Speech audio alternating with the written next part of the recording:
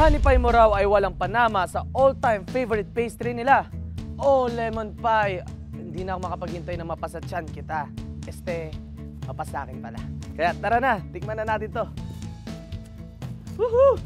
Ito po ay parang nagsimula lang nung 2007. Yung recipe po na ginagamit ko ay galing sa nanay ko. Nagturo sa akin nung bata pa ako.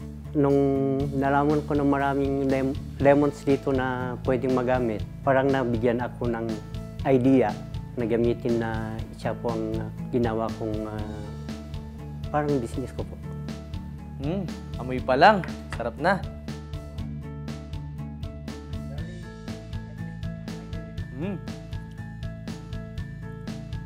Wow. Yung malambot sa kanya parang yung sugar eh. Naghahalo yung tamis at saka yung asim niya. Pero sarap eh. Perfect siya. Sa halagang 250 pesos per pan and 35 pesos per slice, sulit ang pagdayo rito sa sarap na malalasap. Perfect din itong i-partner sa Sagada Coffee at Mountain Tea. Tinatawag nilang inatep ang mga traditional bahay kubo dito sa Sagada. Pero ang inatep, isang signature dish nila. Kaya, ano kaya lasa nito? Tara, samahan niyo ako, tikman natin. Bukod sa tahimik ang cozy cafe na to, maganda rin ang view rito. Ang matututuhan ko ngayon, ang paggawa ng chicken yogurt inatep. Tuturo ko po sa inyo ang pagluto ng inatep chicken yogurt. Initin muna natin ang pan. Lagyan natin ng olive oil. Dinagdagan ito ng kaunting butter. Pan-grilled ang drama ng marinated chicken breast na locally grown in Sagada. Binudburan ito ng parmesan cheese at nilagyan ng shrimp. Ang yogurt, ginawang base ng plating, kung saan inilagay ang pan-grilled chicken breast. Ito na po ang inatep chicken yogurt natin. Yan mga ka-good news, ito na yung pinagmamalaki nilang inatep dishes. So, titikman na natin to. Siyempre, meron tayo ditong chicken yogurt inatep, special beef inatep, and pork inatep. So, tikman na natin to. Unahin natin tong chicken. Yung yogurt. Tikman ko na.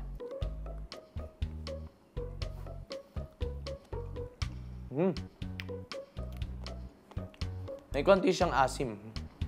Pero, masarap siya. Tama lang yung alat and yung pagka-grilled ng chicken. Siyempre, next natin ay ang beef. Yan. Itong beef na to, talagang galing dito sa Sagada to. Talagang sila yung nagpapalaki, nagpapakain. And, sabi ng owner nito, kaya daw medyo matigas siya kasi talagang siksik yung beef.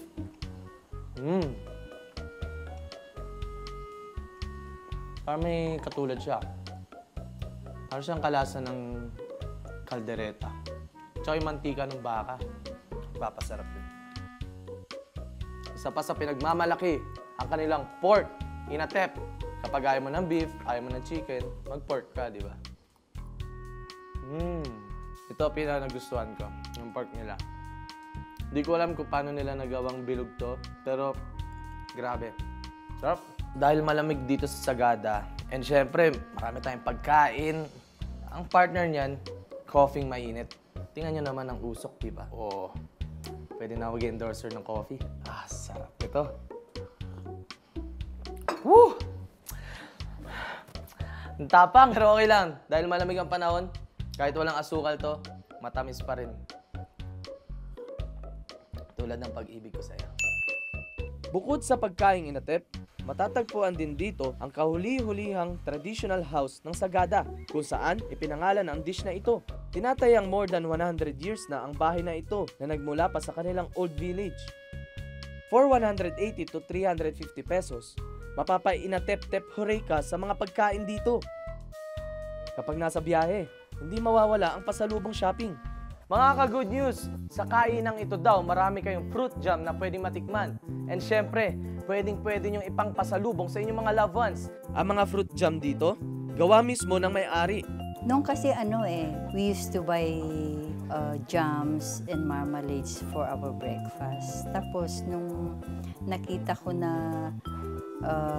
sayang din yung mga oranges and then mga prutas, yun gumawa na ako. And then gusto ko rin na may at least sarili kaming produkto. Para gawin ng jam, pinakuluan sa asukal ang mga prutas for 2 to 3 hours. At saka ito isinalin sa sterilized bottles. And syempre, pinaghanda nila ako. Meron pang butter. Syempre, ang kapartner ng mga jam, ang bread. So yan, tikman na natin to. Syempre, una muna, lagyan ko muna ng butter yung bread. Mas masarap, di ba? Partner talaga.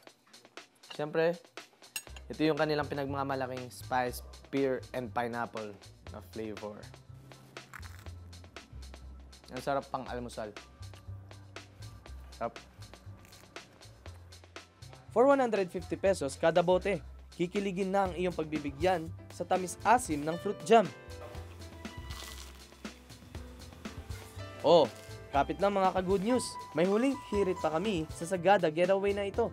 Sasagarin natin ang saya rito sa Sagada.